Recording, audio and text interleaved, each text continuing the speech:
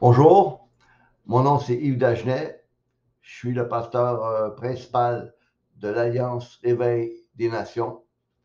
Je suis du Québec, Canada.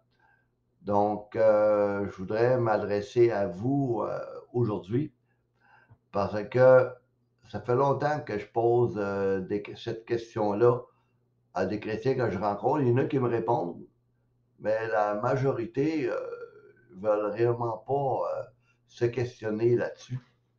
Et je pense que c'est quelque chose qui est assez important. Parce que la parole de Dieu est ce qu'elle est. Elle est inspirée. Et c'est la parole de Dieu qui doit avoir le dessus sur toute autre autorité humaine. Je suis, comment je pourrais bien dire ça? Il y a une chose que je connais assez bien depuis bien des années, c'est la doctrine des témoins de Jéhovah. Puis eux aussi, ils ont un credo.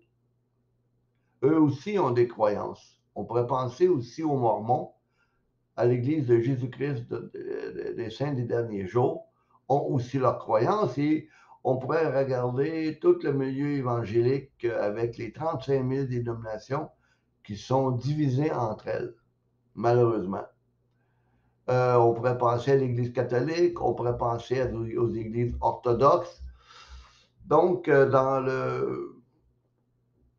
on comprend bien réellement qu'est-ce qui se passe, c'est que le corps de Christ est divisé entre eux et personne ne veut se parler. Et je suis obligé de me servir de ce médium qui est le YouTube afin de m'adresser un peu à chacun d'entre vous, puis vous poser la question. Poser la question aussi aux pasteurs, puis aux internautes. Des fois, il y a du fait que vous vous sentez moins impliqué, vous allez peut-être avoir un peu le courage de regarder cette vidéo puis de répondre aux questions. Et la question est celle-ci. Comment expliquer que dans la doctrine de la Sainte Trinité, le Saint-Esprit est le Père? Ça m'a interpellé plusieurs années. Quand nous lisons la Bible, elle affirme que le Saint-Esprit est le Père de Jésus. Et quand nous regardons les credos, ils disent que le Père, le Fils, le Saint-Esprit, que les trois personnes sont Dieu et qui forment un. Dans la confession de foi d'Israël, dans le livre du Deutéronome, au chapitre 6, verset 4, le texte hébraïque dit ceci. Shema Israël, Adonai, Eloheinu, Adonai Ehad. Eloheinu, c'est notre Dieu en hébreu et c'est la première personne singulier. Pourtant, dans la Strong, quand on va regarder, malheureusement, c'est pas Eloheinu qu'on retrouve, c'est le mot Elohim. Puis pourtant, c'est réellement Eloheinu dans le texte hébraïque.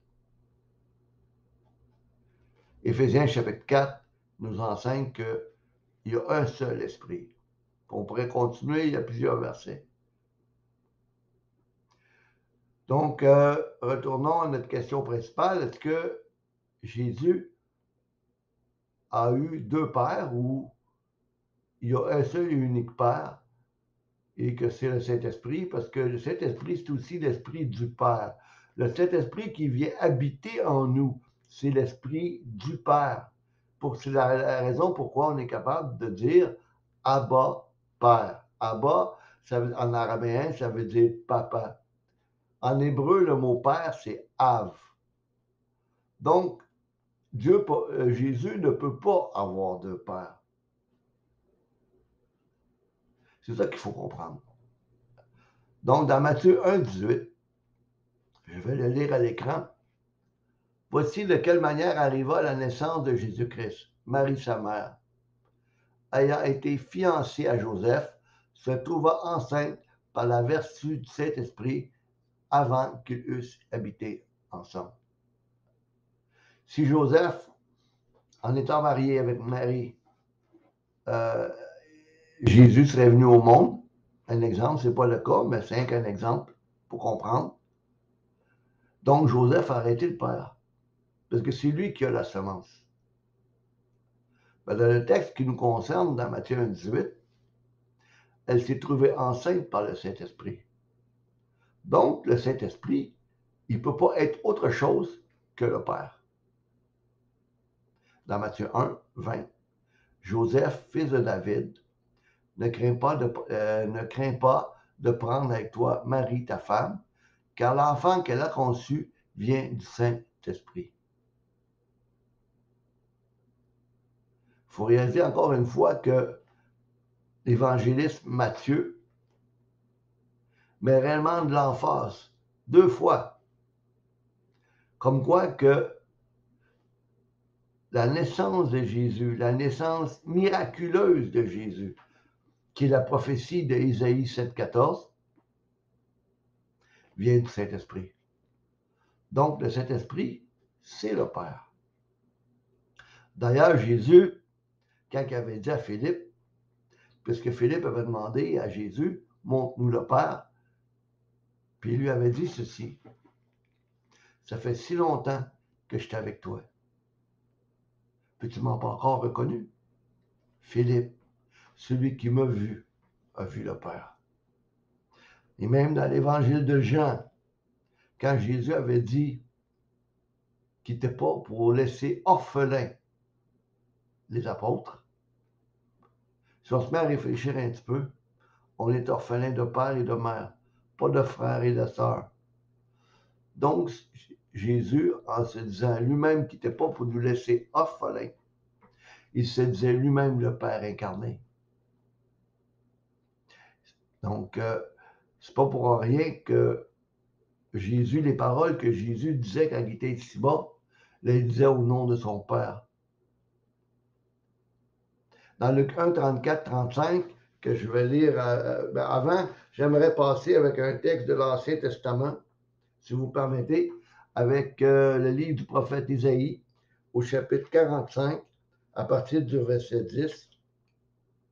Malheur à l'homme qui dit à son père, pourquoi m'as-tu donné la vie, et à sa mère, pourquoi m'as-tu mis au monde? Donc, on sait très bien que c'est le Père qui donne la vie. Et encore une fois, ici, dans le texte les 2 textes que nous venons de lire, c'est le Saint-Esprit qui a donné la vie. Donc, on ne peut pas dire que le Saint-Esprit, ce n'est pas le Père. On peut tomber dans plusieurs conjonctures. On peut faire beaucoup de philosophie, pour essayer de démêler tout ça pour en ramener à la doctrine orthodoxe qui date du 4e siècle, sous le concile de Nicée, et qui a amené beaucoup de problèmes quand on regarde les pères de l'Église. Dans Luc 1, 44, 35, j'aimerais lire un autre texte, si vous permettez. Le Saint-Esprit viendra sur toi et la puissance du Très-Haut te couvrira de son ombre. C'est pourquoi le Saint-Enfant qui naîtra sera appelé Fils de Dieu. Dans la version de la King James, version en français, il dit le Saint qui naîtra, ou la Sainte chose qui naîtra. Parce que le mot enfant, en grec, paidion, est inexistant dans le texte original. C'est un ajout ici dans nos Bibles. Il est inexistant. C'est le Saint qui naîtra. C'est le Saint qui est venu. C'est l'Éternel qui est venu et qui est venu faire sa demeure en Jésus. Jésus était le tabernacle du Dieu vivant, était le temple du Dieu vivant. D'ailleurs, dans Jean 2, 19, Jésus dit ceci, « Détruisez ce temple, en 3 jours, je le relèverai. » Donc, on voit très bien ici, encore une fois, quand que l'apôtre, pas l'apôtre, c'est-à-dire l'évangéliste Luc, utilise le terme « te couvrira de son ombre », c'est un euphémisme.